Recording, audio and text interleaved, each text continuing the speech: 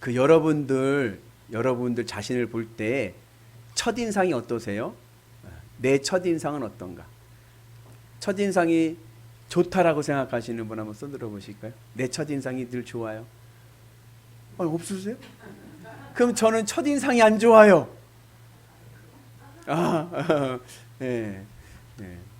몇 번 안 되지. 나머지 분들은 복불복입니다. 그 첫인상이 굉장히 중요하죠. 첫인상은 첫눈에 느껴지는 인상을 첫인상이라고 합니다. 근데 그 첫인상을 판단하는데 걸리는 시간이 있어요. 근데 그게 나라마다 좀 다르더라고요. 예를 들자면 미국 사람은 16초. 16초면은 그 사람의 인상을 딱 파악을 하는 거예요. 이 사람이 좋은 사람이다. 마음에 든다, 안 든다가 16초에 결정이 됩니다. 일본 사람은 첫인상으로 사람을 판단하는데 6초. 6초에 그 사람을 판단해 버리는 거예요. 한국 사람은요? 한국 사람은 3초입니다. 땡 하면 벌써 판단해 딱 해버려요. 하여튼 한국 사람은 뭐든지 다 빨라. 빨리. 제가 얼마 전에 그래서 보니까 외국 택시 기사들이 중국인가 일본인가 한국인을 구별하는 방법을 올린 글이 있더라고요. 그래서 제가 그걸 봤습니다. 중국 사람하고 일본 사람하고 우리나라 사람은 말을 안 하면 거의 비슷비슷하잖아요. 근데 행동을 보면은 택시 부를 때 행동을 보면은 안 되는 거예요. 이제 예를 들자면 이제 중국 사람이 우리 이제 우리 교회 앞에서 이제 요즘 이제 핸드폰으로 어플을 통해서 택시를 부르잖아요. 택시를 어플을 통해서 택시를 불렀어요. 그러면 이제 정해진 시간에 이제 도착 시간 예정 시간이 나오거든요. 그럼 그 시간에 택시가 도착했습니다. 그런데도 안 나와 있어요. 중국 사람은 만만디입니다. 천천히. 그리고 택시기사가 도착을 해가지고 전화를 해야 돼. 택시가 왔습니다. 그러면 그제서야 어슬렁 한 5분 이상 기다려야 나온다는 거예요. 중국 사람들의 택시 부르는 방법입니다. 택시기사 왔는데 없으면 이거 중국인이 불렀구나 안 돼요. 일본 사람은 어떠냐? 일본 사람은 목적한 정확한 이제 예상 시간에 딱 나와 있대요. 목적한 곳에 딱 나와가지고 어떻게 하고 있느냐? 핸드폰 한번 보고 길고 한번 보고 핸드폰 보고 길을 보고 언제 오나 이게 지도에 나오잖아요. 왔나 안 왔나 확인하면서 그렇게 초조하게 기다린다고 합니다. 한국 사람은요? 여러분 택시 부르시면 어떻게 하시나요? 택시 부르는 한국 사람들은 시간에 나와 있어. 나와 있는데 그 자리에 있지를 않아. 목적한 자리에 있어도 그래 아니라 맞죠? 그 앞에 나와 있어. 슬슬 택시가 오는 방향으로 슬슬 나가. 앞으로 나가다 택시가 오면은 나 여기 있어요. 우리 김정미 권사 딱 맞히셨네요. 한국 사람 다 그래. 여러분은 택시 볼 때 어때요? 택시 오면은 손 흔들잖아요. 나 여기 있다고. 그런다는 거야. 엄청 얼마나 급한지 곧 기다리면 돼. 또 앞으로 또 나가서 손을 흔들어 가지고 택시를 탄다는 거예요. 첫인상도 3초에 그냥 사람을 판단해 버리는 거예요. 첫인상이 굉장히 중요합니다. 그 첫인상에서 그 사람이 굉장히 안 좋게 느껴졌어요. 그 안 좋게 느껴진 그 인상을 내가 좋은 인상으로 다시 바꾸려고 하면 얼마나 노력이 필요하냐면요. 내가 그 사람을 만날 때 좋은 이미지의 인상을 가지고 60번 이상 만나야 그 첫인상이 바뀐답니다. 그러니까 첫인상이 바뀌기가 굉장히 어려운 거예요. 그래서 이 첫인상을 갖기 위해서 요즘 젊은이들이 노력을 많이 하죠. 성형수술까지 하지 않습니까? 이제 첫인상을 할 때 판단하는 기준이 제일 큰 게 뭐냐? 한 55%의 사람들이 뭘 보고 첫인상을 판단합니까? 했더니 외모. 좀 단정해야 돼요. 외모가. 그리고 두 번째 35%의 사람들이 외모 다음에 뭘 볼까요? 목소리. 목소리가 좋아야 돼요. 특별히 이제 목사들은 이제 제가 이렇게 보면은 성도님들이 뭘 보고 목사님을 판단할 때가 많냐면 목소리. 목사님 목소리가 참 좋아요. 그러면은 우선은 이제 한 90%는 먹고 들어가는 거예요. 그리고 그 다음에 한 7%는 무엇을 가지고 첫인상을 판단하냐면은 말의 내용, 말을 얼마나 이렇게 잘 하느냐, 착하게 좋게 얘기하느냐. 이 말씨를 통해서 이제 그 사람의 첫인상이 판단된다고 합니다. 그 다음에 이제 기타 등등이 한 3% 정도 돼요. 그래서 이 외모가 55%를 차지하니까 젊은 사람들이 이제 좋은 인상이, 첫인상 굉장히 중요하기 때문에 이제 취업을 한 면접을 해야 되지 않습니까? 그 인상을 좋게 하기 위해서 이제 성형수술까지 이제 하고 그러죠. 우리나라 최고의 기업 삼성그룹 창업주인 이병철 회장께서 살아계실 때는 최종 면접, 그룹의 최종 면접을 할 때는 회장이 나와서 직접 면접을 했는데 옆에 면접관들이 그 대기업 삼성의 임원들이 아니라 관상쟁이들을 앉혔습니다. 관상쟁이들을 앉혀가지고 이 사람이 관상학적으로 우리 회사에 도움이 될지 안 될지 그거를 판단한 거예요. 그래가지고서는 또 사람들이 또 관상에 맞게끔 얼굴을 또 고치려고 많이 노력을 또 전문의들이 하죠. 근데 인상과 관상의 차이는 뭐냐? 인상은 사는 대로 생기는 겁니다. 내가 늘 기쁘게 살면 인상이 기뻐지고 잘 되고, 인상 늘 화내고 짜증 부리면 얼굴이 막 인상이 안 좋아지죠. 관상은 뭡니까? 인상은 사는 대로 생기는 거고 관상은 생긴 대로 사는 거예요. 관상은 운명이에요. 정해진 거예요. 그러니까 그것대로 살아가는 거죠. 요즘 우리 사회에 무속이 엄청나게 유행하고 그리고 증가하고 있습니다. 얼마나 증가하든지 미국의 대표 일간지인 뉴욕타임즈에서 이런 기사를 냈어요. IT 강국 대한민국이 무속 강국이 되어 있다. 점술 강국이 되어가고 있다. 그런 보도를 했습니다. 2018년도 문화체육관광부에서 한국 종교 현황을 조사했는데 공식적으로 등록된 조사가 되는 목사들, 그러니까 이제 군소 이런 데 말고 그냥 정식으로 이렇게 통계로 잡을 수 있는 목사의 수가 98,000명입니다.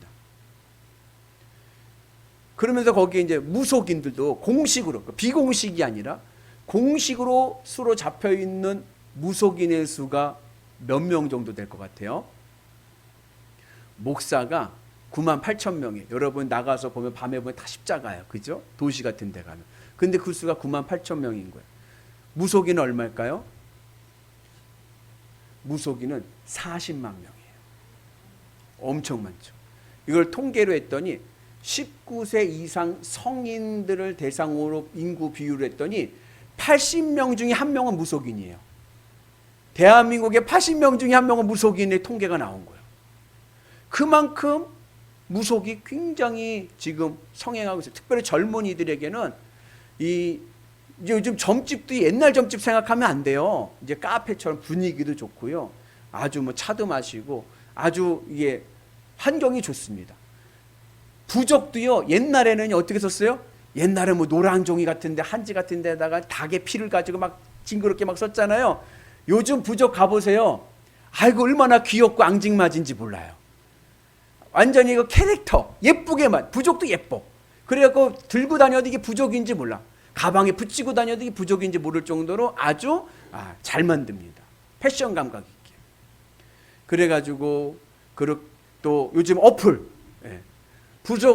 무속 어플이 써갖고 오늘의 운세, 아침에 일어나서요 젊은이들은 어플에서 오늘의 운세를 본대요. 어플로. 그래가지고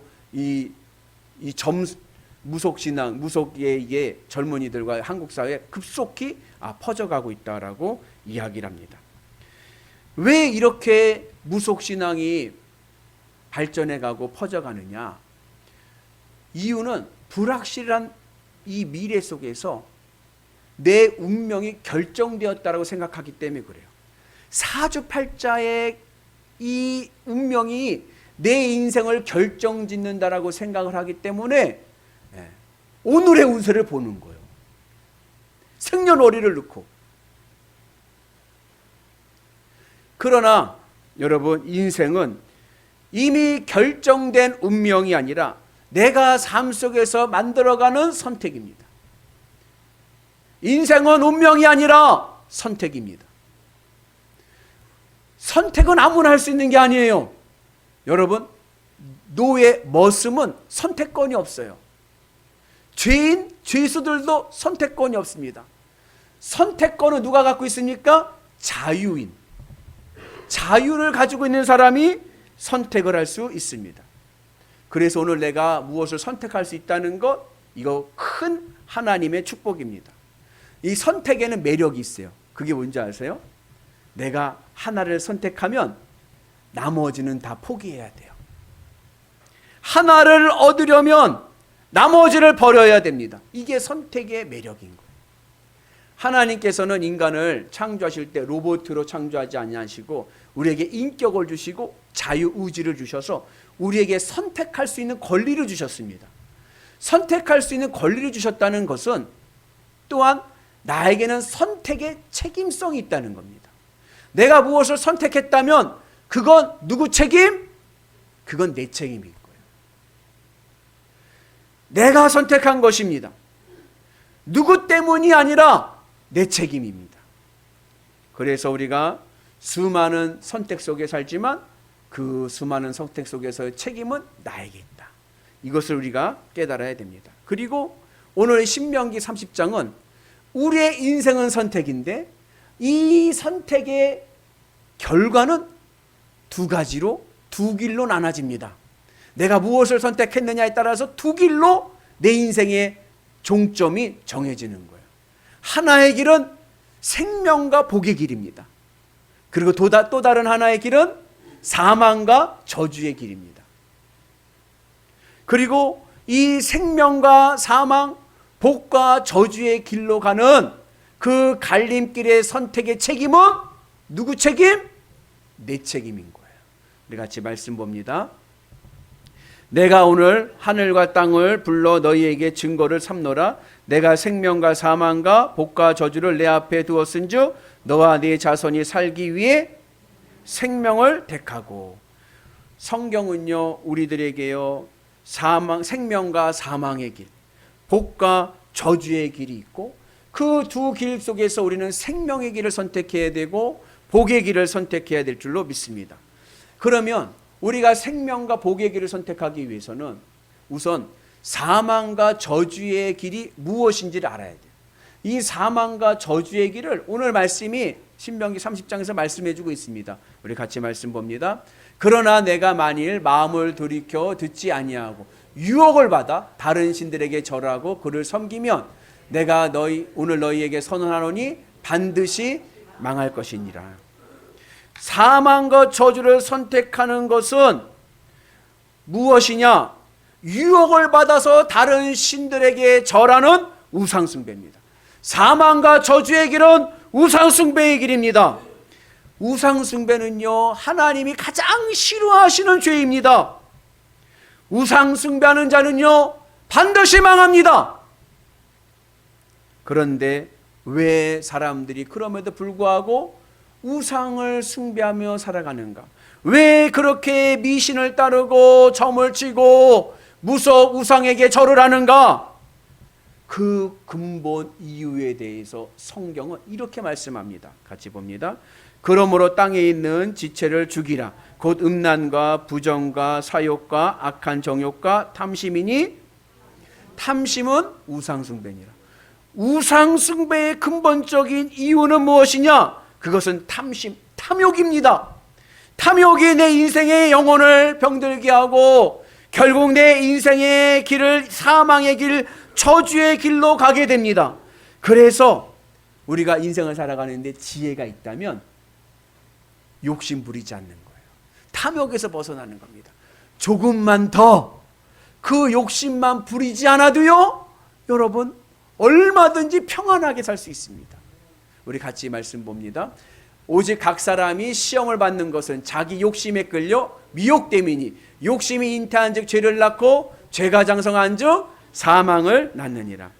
결국 사람이 시험에 드는 이유는 욕심 부려서 그런 거예요. 사람이 죄를 짓는 이유도요 욕심 때문입니다. 내 인생이 피곤해지고 있는 것 여러분 가만히 생각해 보세요. 내 안에 있는 욕심 때문에 그런 거예요. 욕심만 내려놔도요 내 인생 충분히 평안하고 행복할 수 있습니다. 세상 것을 소유하고 세상 것으로 기뻐하려고 하는 그 욕심 때문에 결국에는 뭐요? 하나님을 잃어버리고 우상 숭배를 하게 돼서 사망과 저주의 길로 떨어지고 마는 거예요. 그래서 오늘 우리가 이 우상 숭배를 극복합시다. 아멘. 주님의 십자가 은혜 안에서 내 마음에 있는 욕심 조금 내려놓고 주의 십자가 은혜 안에서 기쁨으로 승리하셔서 우리의 인생이 행복한 인생 되기를 축복합니다. 그러면 반대로 망하지 않고 복받고 생명을 누리는 길은 어떠한 길인가? 그 길에 대해서 오늘 성경은 세 가지로 말씀합니다. 우리 말씀 같이 봅니다. 내 하나님 여호와를 사랑하고 그의 말씀을 청종하며 또 그를 의지하라. 우리가 우상 숭배의 길을 가지 않고 생명과 복의 길을 가기 위해서 오늘 모세는요 우리에게 세 가지의 가르침을 줍니다. 그것은 하나님을 사랑하는 것이고 하나님의 말씀을 청종하는 것이고 하나님을 의지하는 것입니다. 먼저 하나님을 사랑해야 우리가 생명과 복의 길로 갈 줄로 믿습니다. 사랑한다는 것이 무엇인가? 이것을 오늘 말씀의 관점에서 보면, 선택의 입장에서 보면, 하나님을 사랑한다는 것은 내가 무엇을 선택할 때 그 판단의 기준이 하나님이 되는 거예요. 이 선택이, 이 일이 하나님이 기뻐하시는 일일까? 이것으로 선택하는 겁니다. 사업가는 무엇을 선택할 때 어떠한 기준으로 선택할까요? 사업가는 이게 돈이 되나 안 되나 이해득실을 따집니다. 엄마는 무엇을 선택할 때 기준이 무엇일까요? 그건 자녀예요. 이 선택이 우리 자녀에게 유익이 되는가 해가 되는가를 가지고 선택합니다. 하나님을 사랑하고 생명과 복의 길로 가는 성도들의 선택은 이 일이, 이 선택이 하나님을 기쁘시게 하는 선택일까? 내 판단의 기준이, 선택의 기준이 하나님이 되는 것입니다. 그래서 하나님의 기뻐하시는 일을 따라서 내 인생길을 갈 때 우리의 삶이요 행복한 길로 갈 줄로 믿습니다. 이것이 하나님을 사랑하는 거예요. 근데 그게 어려운 이유는 내가 결과까지 생각하기 때문에 그래요. 무엇을 판단할 때, 무엇을 선택할 때 동기를 생각해야 되는데 동기뿐 아니라 판단해서 결론까지 내가 생각을 하니까 그것을 선택하지 못할 때가 많습니다. 그러나 신앙의 지혜는 뭐냐? 결과는 하나님께 맡깁시다. 아멘? 우리 옆분한테 격려합시다. 결과는 하나님께 맡깁시다. 그리고 믿음으로 갑시다. 내가 결과까지 책임을 지려고 하니까 선택이 어려운 거예요. 그냥 단순하게 하나님 기쁘시게 하는 일을 선택하고 가는 거예요. 결과는 하나님께 맡기는 거예요. 물론 내가 기대했던 결과보다 못할 수도 있어요. 아니요.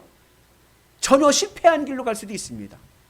그래도 내가 그 일을 선택하고 그 일을 할 때의 동기가 하나님 기쁘시기 위해서 한 것이라면요, 여러분 그걸로 성공한 거예요. 그리고 우리 하나님 살아계시고 우리 하나님 가난하지 않습니다. 우리 하나님 온 우주가 하나님의 것인데 우리 하나님 힘 좀 쓰십니다. 결국 내 모든 인생의 모든 것을 하나님께서 이끄셔서 합력하여 선을 이루어 우리의 인생 행복하고 복된 인생으로 인도하실 줄로 믿습니다. 우리 같이 말씀 봅니다. 우리가 알거니와 하나님을 사랑하는 자 곧 그의 뜻대로 부르심을 입은 자들에게는 모든 것이 합력하여 선을 이루니라. 내가 동기가 선하다면, 내가 이 일을 선택한 것이 하나님을 위해서 한 것이라고 하면 결과는 하나님께 맡기고 믿음으로 갑시다. 그러면 하나님의 선하신 뜻이 내 삶을 생명과 복의 길로 인도하실 줄로 믿습니다. 그래서 우리가 주님의 은혜 안에서 하나님을 사랑하고 하나님의 기쁨 안에 살아가기를 주의 이름으로 축복합니다. 그리고 두 번째, 우리가 생명과 복의 길로 가는 비결은 뭐냐면 하나님의 말씀을 청종하는 겁니다. 하나님의 말씀을 청종한다는 것은 뭐냐면 그냥 귀로 듣고 흘린다는 게 아니라 그 들은 말씀을 내 가슴에 새기고 그 말씀을 내 삶에서 실천하는 거예요. 여러분, 하나님의 말씀을 실천하는 게 쉽습니까? 쉽습니까? 목사님, 글쎄 쉽다라고 말하기는 어려울 것 같은데요. 근데 어려운 건 아니야. 하나님의 말씀 지키는 게 어려운 건 아니야. 모세가 말씀했어. 오늘 30장에서 같이 봅니다. 내가 오늘 내게 명령한 이 명령은 내게 어려운 것도 아니요 먼 것도 아니라. 그렇잖아. 야, 하나님 말씀 지키는 거 어려운 거 아니야. 모세가 말씀하고 있는. 근데 왜 어렵게 느껴지고 힘들게 느껴지는가? 이유는 내가 하나님하고 친하지 않아서 그래요. 내 마음이 하나님과 멀기 때문에 그렇습니다. 여러분 하나님과 친하십니까? 그 친한 정도가 내가 하나님 말씀을 따를 수 있는 정도예요. 여러분 생판 모르는 사람이요 동뭉탱이 갖다 주고 부탁을 하면요 그 부탁 들어줍니다. 안 되는 일도요 동뭉탱이 하나 탁 주고 주머니에 탁 찔러주면요 안 되는 일이 되는 거예요. 왜요? 돈하고 친하니까. 돈하고 친하니까 돈이 부탁하면요 다 들어주는 거예요. 여러분 그렇게 돈 주면서 부탁하는 내용들이요 쉬워요 어려워요? 어려운 일들이에요. 잘못하다 내 모가지가 날아가요. 그런데도 어때요? 그런데도 들어줘요. 왜요? 돈하고 친하니까. 돈하고 친하니까는 내 모가지가 날아가는 일인데도 해. 내가 하나님과 친하다면 오른뺨을 때리면 왼뺨을 댈 수도 있고 원수를 사랑할 수도 있고. 할렐루야. 네. 친구는 가깝게. 한번 따라서 친구는 가깝게. 원수는 어떻게? 더 가깝게. 할렐루야. 네. 어떻게 그 일이 되느냐? 하나님과 내가 친해지면 되는 거예요. 내가 하나님 마음에 탁 붙어서 친해지면은 우리 하나님의 말씀 지킬 수가 있는 거예요. 세상 사람들도 자기 목이 날아가는데도 돈하고 친하니까 해주잖아요. 우리가 말씀의 은혜로 승리하셔서 우리가 복음의 길을 가는 은혜가 있기를 주의 이름으로 축복합니다. 우리 같이 14절의 말씀인데 같이 있습니다. 오직 그 말씀이 내게 매우 가까워서 내 입에 있으며 내 마음에 있은즉 내가 이를 행할 수 있느니라. 말씀 지키는 거 어렵잖아요. 내 마음이 하나님과 가까우면 내 입에 내 마음에 하나님의 말씀이 있고요. 그리고 내 삶 속에 하나님의 말씀이 실천될 줄로 믿습니다. 그럴 때 내 삶이요 생명과 복의 길로 가는 은혜가 있게 될 줄로 믿습니다. 그리고 마지막 세 번째 우리가 하나님과 우리가 생명과 복의 길로 갈 수 있는 처방전이 무엇이냐? 그것은 하나님을 의지하는 것입니다. 우리 같이 읽습니다. 내 하나님 여호와를 사랑하고 그의 말씀을 청종하며 또 그를 의지하라. 왜 하나님 우리에게 원하시는 것 중에 하나가 뭐냐면요 하나님을 의지하는 거예요. 하나님을 의지하는 것을 하나님 굉장히 원하십니다. 얼마나 원하시느냐면 사도 바울이 이런 말을 해요. 우리 같이 봅니다. 우리는 우리 자신이 사형성으로 받은 줄 알았으니 이는 우리로 자기를 의지하지 말고 오직 죽은 자를 다시 살리시는 하나님만 의지하게 하심이라. 무슨 얘기냐면요 사도 바울이 많은 고난을 당했어요. 그러면서 깨달은 게 있어요. 내 인생에 왜 이런 고난이 오는가? 이유는 나를 의지하지 말고 하나님을 의지해라.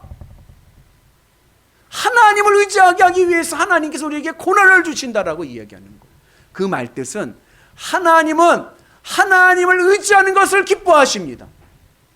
우리 남자분들 우리 죄송합니다. 우리 최동혁 집사님 성경 봉독하셨으니까 최동혁 집사님 고명희 성도님이 옆에서 팔짱을 딱 끼면 어때요? 기분이 제일로 좋죠. 그죠? 네. 남자는요 여자가 의지할 때 든든하고요 책임감을 느끼고요 기분이 최고로 좋아요. 오늘 고명희 성도님 아셨죠? 예배 끝나고 팔짱을 딱 끼시는 거예요. 떨어지지 마시고 껌딱지가 돼서. 그게 제일로 행복한 거예요. 하나님이 제일 좋아하시는 게 뭐냐? 우리가 하나님 껌딱지가 돼갖고 딱 달라붙는 거예요. 그 하나님을 의지하고 살아가게 되면요 우리의 삶이 늘 행복하고 복된 길로 될 줄로 믿습니다. 그래서 우리가 하나님 은혜에서 어떻게 우리가 하나님께 딱 달라붙어서 하나님 의지할 수 있는가? 그러기 위해서는요 내 마음의 창문을 다 닫아야 돼요. 세상에서 들어오는 내 마음의 창문을 닫아야 내 삶이 복되고 하나님을 의지할 수가 있습니다. 비유로 들자면 이런 거예요. 내 인생에 집이 있습니다. 내 인생의 집을 내가 아름답게 졌어요. 그리고 거기에 하나님의 축복의 보일러를 설치했습니다. 그러면 내 인생의 집에 하나님의 축복의 보일러가 설치되어 있으면 보일러만 틀면 어떻게 돼요? 하나님의 복이 펄펄펄 끌어올리니까 우리 집은 따뜻하겠죠. 겨울이 되었습니다. 여기 영하 20도까지 내리는 지역이에요. 그런데 하나님의 따뜻한 인생의 시련이 오고 인생의 환란이 오고 인생의 차가운 바람이 불어올 때에 이 집이 따뜻하게 하나님의 복으로 보호받으려면 어떻게 해야 되죠? 창문을 다 닫아야 돼요. 문을 꽝꽝 틈새 없이 다 막아야 됩니다. 그러지 않고 창문을 다 열고 대문을 다 열어버리면 어떻게 되죠? 아무리 보일러를 돌려도 집은 영하 20도 찬바람이 부는 집이 되고 마는 거예요. 아무리 내가 인생의 아름다운 집을 짓고 아무리 내 삶에 하나님의 축복의 보일러가 돌아가도 내 마음의 창문이 세상을 향해 열려 있으면 내 인생은 항상 춥고 배고프고 힘든 인생길이 되는 거예요. 오늘 이 신앙이 우리 새벽 예배 때 요즘에 같이 은혜 나누는 느헤미야의 신앙에서 보면 예루살렘 성벽 재건의 신앙이에요. 느헤미야가 포로기에 이스라엘 백성들이 와서 한 것이 예루살렘 성벽을 재건하는 거예요. 왜 성벽을 재건합니까? 세상 기운이 하나님의 도성 예루살렘에 들어오지 못하게 하기 위해서, 세상 풍조가 하나님의 도성 안에 들어오지 못하기 위해서 성벽을 쌓습니다. 그리고 또 하나, 이 하나님의 성 안에 있는 이 이스라엘 백성들의 마음이 세상을 향해 나가지 않고 하나님께 집중하기 위해서 성벽을 쌓습니다. 오늘 우리가 하나님의 생명과 하나님의 복을 누리기를 원한다면 오늘 내 마음의 창문을 닫아야 됩니다. 세상을 향한 내 마음의 창문이 틈새가 있다면 오늘 닫읍시다. 그리고 하나님의 껌딱지가 돼서 하는 게 딱 달라붙어 있으면 하나님께서요, 요것 봐라, 여기에 팔짱을 꼈네, 아이고 예뻐라 하면서 하나님의 생명과 복에 은혜가 넘쳐날 줄로 믿습니다. 여호와는 나의 목자시니 내게 부족함이 없으리로다. 내가 사망의 음침한 골짜기를 다닐지라도 해를 두려워하지 아니할 것은 주께서 나와 함께 하심이라. 주의 지팡이와 막대기가 나를 안위하시나이다. 내가 주님 앞에 딱 붙어 있으면요, 하나님의 지팡이와 막대기가 내 인생을 안전하게 하실 줄로 믿습니다. 그렇게 가는 인생의 길에 생명이 있고 복이 있고 형통함이 있고 축복이 임할 줄로 믿습니다. 그 은혜가 오늘 우리 가운데 임하기를 주의 이름으로 축복합니다. 우리 옆분한테 격려합시다. 주님께 꽉 달라붙으십시다. 아멘. 여러분, 주님께 이번 주부터 딱 달라붙어가지고 믿음으로 승리하기를 축복합니다. 하나님께서요, 이 신명기는요, 모세의 설교예요. 근데 모세가 이제 설교하면서 마지막 장에 이제 결론을 맺으면서 하는 말의 내용이, 결론이 뭐냐면 하나님의 생명의 복의 길로 가라는 거예요. 생명의 길과 복의 길로 가라. 그러면서 주신 마지막 처방이 뭐야? 하나님을 사랑하고 하나님의 말씀을 청종하고 하나님을 의지해라. 그러면 하나님께 너희들에게 큰 복을 주실 것이다. 그 복을요, 신명기의 결론에 보면 5가지를 말씀합니다. 그 복의 내용이 무엇이냐면, 첫째는 우리가 하는 일들이 잘 됩니다. 내 손에 하는 일들이 잘 될 줄로 믿습니다. 두 번째는요, 그 복이 나에게만 끝나는 것이 아니라 우리의 자손들에게까지 흐릅니다. 내가 심은 이 믿음의 씨앗이요, 자라 열매를 맺으면 누가 따먹어요? 자녀들이 따먹는 거예요. 미국에 20세기 초 1900년도 초에 미국에서 파나마 운하를 뚫습니다. 이 파나마 운하는 뭐냐, 미국 밑에 이 운하를 뚫어가지고 이제 대서양에서 미국으로 오잖아요. 유럽에서 미국으로 오지 않습니까? 대서양으로. 그럼 미국에 와가지고 거기서 이제 뭐 하고 이제 뭐 무역을 하든지 하고 나서 태평양으로 가려면 어떻게 가야 돼요? 미국에서 태평양을 가려면 대서양을 온 배가 저 밑에 브라질 밑으로 해서 이렇게 칠레 밑에 돌아서 가야 돼. 엄청나게 오래 걸리죠. 그러니까 그 사이에 길을 운하를 만드는 일이에요. 근데 그 일을 이미 1880년대 30년 미국이 하기 30년 전에 프랑스에서 운하 사업을 공사를 계획하고 시도를 합니다. 그런데 막대한 일, 여러분 1980년 그 90년도 그 초에는 얼마나 이 건축이 어려워요. 그죠? 시설도 그렇고. 그러니까는 막대한 이 자본과 기술력의 한계를 느끼고 프랑스가 포기를 한 사업이에요. 그 프랑스가 포기한 이 운하 이 사업권을 미국이 그 당시 4천만 달러를 주고 그 공사권을 따옵니다. 사오는 거예요. 프랑스가 포기한 것을. 그리고 그것을 공사를 하는데 무려 10년이 넘도록 4만 3천 명의 노동력을 가지고 막대한 예산을 가지고 그 운하를 완성합니다. 그 운하를 완성하기 위해서 그 프랑스로부터 사업권을 사오기 위해서 뭘 해야 돼요? 국회의 승인을 받아야 돼요. 국회 통과를 해야 돼요. 국가 사업이니까. 근데 여러분 정치인들 아시죠? 정치인들은요 자기에게 표가 안 되면 안 해요. 미국도요 이 의원들의 상하 의원들의 임기가 4년입니다. 이건 4년 자기 임기 내에 볼 수 있는 실적이 아닌 거예요. 막대한 예산이 들어갑니다. 막대한 노동력이 들어갑니다. 나에게 아무 소용이 없습니다. 정치의 선거에 아무 도움이 되지 않습니다. 그럼에도 불구하고 그것을 승인하고 지원했던 이유는 왜요? 미국의 미래를 봤기 때문에 그래요. 미국의 후손들을 생각했기 때문에 그런 거예요. 그리고 그 운하가 완성이 되고 나서 그 길을 지나가려면 어떻게 해야 돼요? 미국에다가 통행세를 내야 돼요. 고속도로 통행료 내듯이. 그 통행료가 미국 경제의 큰 밑거름이 되었습니다. 내가 힘들고 어렵지만 내가 믿음으로 주의 말씀으로 사랑으로 의지하며 나가서 내가 믿음의 길을 가게 되면요 우리의 자녀들이 그 열매의 복을 누릴 줄로 믿습니다. 내가 좀 힘들다고 포기하지 마시고 믿음으로 나갑시다. 하늘의 복이 넘쳐날 줄로 믿습니다. 그래서 신명기에서 말씀하는 거예요. 너희들이 그 생명과 복의 길로 가느냐? 그러면 우선 너희들의 손에 큰 복이 임해서 하는 일들이 잘 되고 너희들의 자녀들이 잘 되고 그리고 너희 집에 있는 외양간의 새끼들이 잘 된다. 외양간의 새끼들이 뭐예요? 이게 바로 여러분의 통장입니다. 여러분의 통장의 잔고가 늘어날 줄로 믿습니다. 그리고 너희들의 지경이 넓어집니다.